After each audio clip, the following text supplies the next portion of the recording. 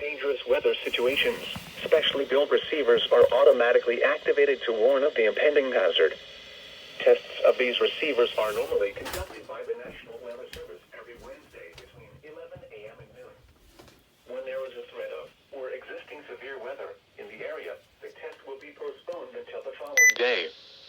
This ends the test of the no-weather radio warning alarm.